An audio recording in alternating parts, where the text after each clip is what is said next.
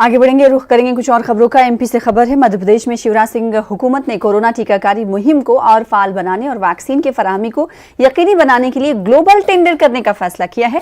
यही नहीं, हुकूमत ने वैक्सीन के लिए ग्लोबल टेंडर करने और रियासत के शहरों में अनलॉक करने और दूसरे कामों को लेकर वजीरों पर मबनी 5 कमेटियां भी तश्कील देने का फैसला किया है। कमेटियों की मंजूरी के बाद ही रियासत में लॉक से अनलॉक करने और वैक्सीनेशन के ग्लोबल टेंडर का फैसला किया जाएगा। हमारी 5% से कम हो गई है। 15 जिले ऐसे हैं यहाँ 10 से कम केस आए हैं, जो अपने आप में एक रिकॉर्ड है। और इसलिए आज मुख्यमंत्री जी ने तय किया है कि 5 समितियां ऐसी हम बना रहे हैं मध्य प्रदेश के अंदर, जो एक तो अनलॉक किस तरह से किया जाए, मंत्रिमंडल की समिति इस पर अध्ययन करेगी अधिकारियों के साथ, क्राइसिस मैनेजमेंट कमेटियों के साथ में, नीचे के जनप्रतिनिधियों के साथ में, जिससे कि व्यवस्थित रूप से हमारा अनलॉक हो सके। एक वैक्सीनेशन के लिए भी अलग से समिति मंत्रिमंडल की बन रही है, जो हमें ग्लोबल टेंडर करना है।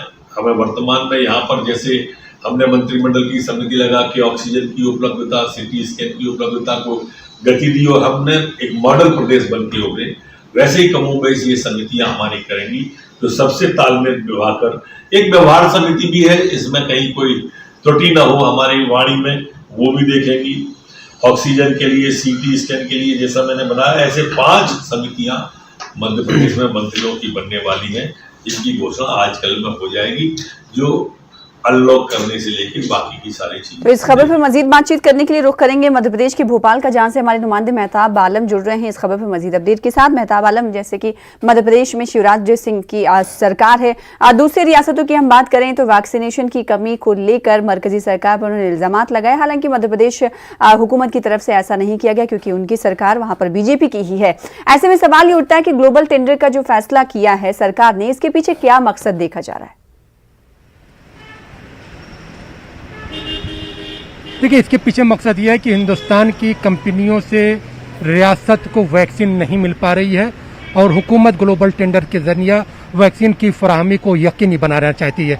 और दूसरी बात यह है कि जहां पर अभी तक 18 से 44 साल के लोगों के लिए ऑनलाइन ऐप के जरिए स्लॉट बुक करवाने के बाद ही अपॉइंटमेंट मिलता था, आज से हुकूमत ने जो तय किया है कि आज से आप मध्य प्रदेश के किसी भी सेंटर पर आप रास्त तौर पर जाकर रजिस्ट्रेशन करवा कर वहाँ पर टीका लगवा सकते हैं। ऑनलाइन अपॉइंटमेंट की जो लाजमियत थी वो ख़त्म कर दी गई है। लेकिन इसी का सवाल वही है कि जो 18 से 44 साल और फिर 45 से 60 साल तक की उम्र के उसके ऊपर के जो लोग हैं, उनको उस तादाद में इंजेक्शन नहीं मिल पा रहा जितनी ज़रूरत है, क्योंकि मध्य प्रदेश में अभी तक कुल जो है 1 करोड़ लोगों को इंजेक्शन लगाया जा चुका है और जो दूसरे डोज के लोग हैं वो दर दर के लिए भटक रहे हैं। और गाँव की बात करें तो गाँव में चाहे हम जो है मालिक खेड़ी की बात करें या फिर जो है निमाड़ी की बात करें, बहुत सारे ऐसे गाँव इलाके हैं जहाँ पर जो महकमा सेहत की टीम है उस पर जो है मुकामी लोगों ने हमला किया। वहाँ पर उनके बीच में खदशात है कि इस तरह की अगर इंजेक्शन लगाए जाते हैं तो इस इंजेक्शन से नई तरह की बीमारियां पैदा होती हैं।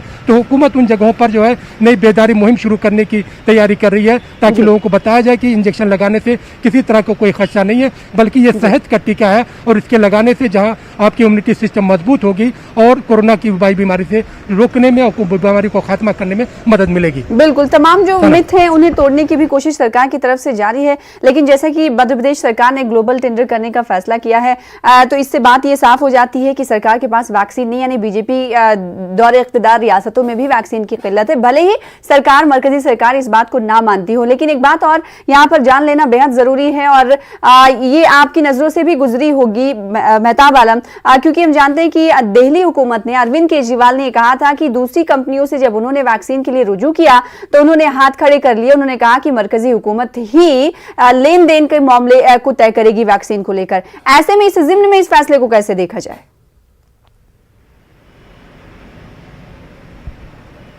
देखिए, यहाँ पे सना जो हुकूमत ने 5 कमेटियां बनाने के मध्य प्रदेश में फैसला किया है, उसमें एक कमेटी ग्लोबल टेंडर के मामले पर वैक्सीन को लेकर जो है फैसला करेगी। दूसरी जो कमेटियां हैं वो लॉक से अनलॉक की उस पर गौर करेंगी। तो सवाल वही है कि मध्य प्रदेश हुकूमत जहाँ पे तैयारी कर रही है कि 1 जून से उन शहरों में जहां पर मरीजों की तादाद जो है सिंगल डिजिट में है वहां पर अनलॉक किया जाएगा और फिर जहां पर मरीजों की तादाद ज़्यादा वहां पर कंटोनमेंट जोन को छोड़कर बाकी इलाके खोल दिए जाएंगे। तो ग्लोबल टेंडर की ज़रूरत इसीलिए महसूस हुई क्योंकि रियासत में वैक्सीन नहीं है।